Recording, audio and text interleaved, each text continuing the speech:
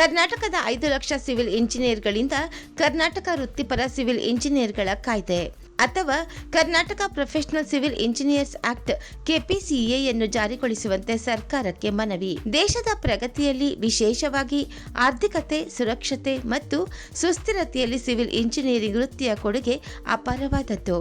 ಮಾನವನ ಅವಶ್ಯಕತೆಗಳಾದ ವಸತಿ, ಕೈಗಾರಿಕೆ, ಹೆದ್ದಾರಿ, ನೈರ್ಮಲೀಕರಣ, ಜಲಸಂಪನ್ಮೂಲ, ರೈಲ್ವೆ, ಬಂದರು, ಪರಿಸರ ಇತ್ಯಾದಿಗಳನ್ನು ನಿರ್ಮಿಸಿ ಪೂರೈಸುವುದರಲ್ಲಿ ಮತ್ತು ನಿರ್ವಹಿಸುವುದರಲ್ಲಿ ಸಿವಿಲ್ ಇಂಜಿನಿಯರ್ಗಳ ಅನುಪಸ್ಥಿತಿಯನ್ನು ಉಳಿಸಿಕೊಳ್ಳಲು ಸಾಧ್ಯವೇ ಇಲ್ಲ.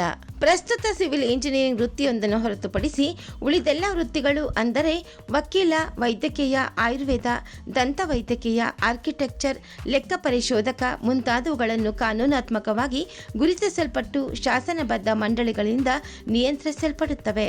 ಆದರೆ ಇಂತಹ ಒಂದು ವೃತ್ತಿಪರತೆಯ ಕಾನೂನಾತ್ಮಕ ಮತ್ತು ಶಾಸನಬದ್ಧ ಮಂಡಳಿ ಸಿವಿಲ್ ಇಂಜಿನಿಯರಿಂಗ್ ವೃತ್ತಿಗೆ ಇಲ್ಲ.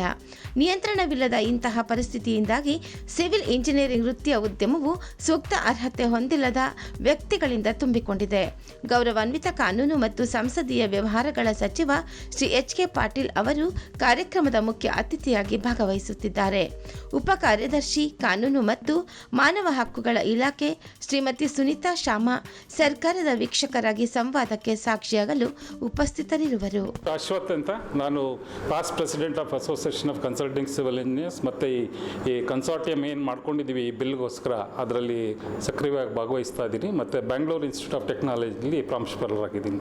ಇವತ್ತು ಕರ್ನಾಟಕ ರಾಜ್ಯದ ಎಲ್ಲ ಸಿವಿಲ್ ಇಂಜಿನಿಯರ್ಸು ಮತ್ತು civil engineering connected government department engineers ಎಲ್ಲರೂ ಸೇರಿ ಒಂದು ಕಾರ್ಯಕ್ರಮ ಮಾಡ್ತಾ ಇದ್ದೀವಿ.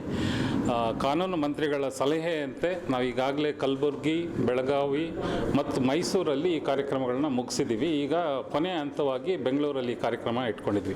ಈ ಕಾರ್ಯಕ್ರಮದ ಉದ್ದೇಶ ಏನು ಅಂತಂದರೆ, ಈ ಸಿವಿಲ್ ಇಂಜಿನಿಯರ್ಸು ಇದು ಒಂಥರ ಕ್ಲಿಷ್ಟಕರವಾದ ಪ್ರೊಫೆಷನ್. ಎಲ್ರಿಗೂ ಗೊತ್ತಿರೋ ಹಾಗೆ, ಯಾವುದೋ ಬಿಲ್ಡಿಂಗ್ ಕಟ್ಟಬೇಕಾಗಲಿ, ರಸ್ತೆ ಮಾಡಬೇಕಾಗಲಿ, ಏನೇ ಒಂದು ಕನ್ಸ್ಟ್ರಕ್ಷನ್ ಆ್ಯಕ್ಟಿವಿಟಿ ಆಗಬೇಕಾದ್ರೆ ಅದು ಕ್ವಾಲಿಟಿ ಆಗಿರಬೇಕು, ಅದು 100 ವರ್ಷ ಬಾಳಬೇಕು ಅನ್ನೋದು ಎಲ್ಲರ ಉದ್ದೇಶ. ಆದರೆ ಇತ್ತೀಚಿನ ಕೆಲವು ವರ್ಷಗಳಲ್ಲಿ ನೋಡ್ತಾ ಇದ್ದರೆ ಕ್ವಾಲಿಟಿ ಪ್ರಾಬ್ಲಮ್ಸ್ ಬರುತ್ತೆ, ಅಥವಾ ಮಳೆಗಾಲದಲ್ಲಿ ಬಿಲ್ಡಿಂಗ್ಗಳು ಬೀಳೋ ಪ್ರಮೇಯ ಬರುತ್ತೆ, ರೋಡ್ಗಳಲ್ಲಿ ಪಿಟ್ಸ್ ಜಾಸ್ತಿ ಆಗ್ತಾ ಇರುತ್ತೆ, ಟ್ರಾಫಿಕ್ ಜಾಮ್ಸ್ ಆಗ್ತಾ ಇರುತ್ತೆ, ಫ್ಲೈಓವರ್ಸ್ ಕನ್ಸ್ಟ್ರಕ್ಷನಲ್ಲಿ ಅದರದ್ದೇ ಆದ ತೊಡಕುಗಳಿರುತ್ತೆ. ಇವೆಲ್ಲನ ನೋಡಿ ಸಿವಿಲ್ ಇಂಜಿನಿಯರ್ಸ್ನ ಕೈ ಬಲ ಮಾಡಬೇಕು. ಈ ಬಲ ಮಾಡಬೇಕಾದ್ರೆ ಕಾನೂನು ರೀತಿಯಲ್ಲಿ ಅವ್ರಿಗೆ ಒಂದು ಬಿಲ್ ಬೇಕಾಗತ್ತೆ ಅನ್ನೋದ್ರ ಬಗ್ಗೆ ಇವತ್ತು ಚರ್ಚೆ ಮಾಡಿ ಎಲ್ಲ ಇಂಜಿನಿಯರ್ಗಳನ್ನ ಅಭಿಪ್ರಾಯನ ಸಂಗ್ರಹ ಮಾಡ್ತಾ ಇದ್ದೀವಿ.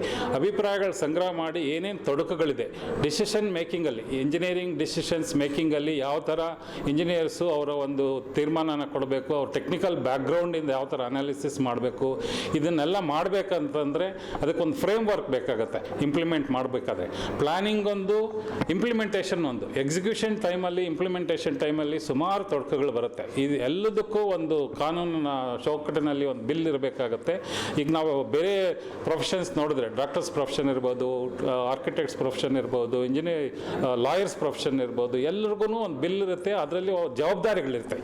ಬರೀ ಒಂದು ಫ್ರೀಡಮ್ ಆಫ್ ಎಕ್ಸಿಕ್ಯೂಷನ್ ಅಷ್ಟೇ ಅಲ್ಲದೆ, ಸರಿಯಾಗಿ ಮಾಡಲಿಲ್ಲ ಅಂತಂದರೆ ಅದಕ್ಕೇನು ಕ್ರಮಗಳು ತಗೋಬೇಕು, ಆ ಥರ ಸಂಪೂರ್ಣವಾಗಿ ಒಂದು ಜವಾಬ್ದಾರಿಯನ್ನು ಕೊಡಬೇಕು ಸಿವಿಲ್ ಇಂಜಿನಿಯರಿಂಗ್ ಪ್ರೊಫೆಷನ್ಗೆ ಅಂತ ಈ ಒಂದು ಕಾರ್ಯಕ್ರಮ ಮಾಡ್ತಾ ಇದ್ದೀವಿ.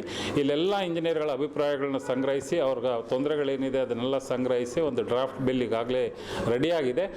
ಈ ಅಬ್ಸರ್ವೇಷನ್ಸ್ನೆಲ್ಲ ಅದರಲ್ಲಿ ಇನ್ಕಾರ್ಪೊರೇಟ್ ಮಾಡಿ ನಾವು ಸರ್ಕಾರಕ್ಕೆ ಒಂದು ಡ್ರಾಫ್ಟನ್ನು ಸಬ್ಮಿಟ್ ಮಾಡ್ತೀವಿ. ಮುಂದೆ ಸರ್ಕಾರನ ನಾವು ಎಲ್ಲ ಇಂಜಿನಿಯರ್ಗಳ ಪರವಾಗಿ ಕೇಳ್ಕೊತೀವಿ, ಒಂದು ಬಿಲ್ ಕೊಟ್ಟು ಜವಾಬ್ದಾರಿ ಜೊತೆಗೆ ವರ್ಕ್ ಎಕ್ಸಿಕ್ಯೂಟ್ ಮಾಡೋದಕ್ಕೆ ಒಂದು ಏನು ಕಾನೂನು ಚೌಕಟ್ಟಿನಲ್ಲಿ ಏನು ಶಕ್ತಿ ಬೇಕು, ಬಲ ಬೇಕು, ಅದನ್ನು ಈ ಬಿಲ್ ಮುಖಾಂತರ ಕೊಡಬೇಕು ಅಂತ ನಾವು ಕೇಳ್ಕೊತೀವಿ. ಇದನ್ನು ಕೊಟ್ಟರೆ ಇಂಜಿನಿಯರ್ಸ್ಗೆ ಅಷ್ಟೇ ಅಲ್ಲದೆ ಸಮಾಜಕ್ಕೆ ಇದರಿಂದ ಒಳ್ಳೆಯದಾಗತ್ತೆ ಅನ್ನೋ ಒಂದು ಭಾವನೆಯಿಂದ ಈ ಒಂದು ಕಾರ್ಯಕ್ರಮ ಮಾಡ್ತಾ ಇದ್ದೀವಿ.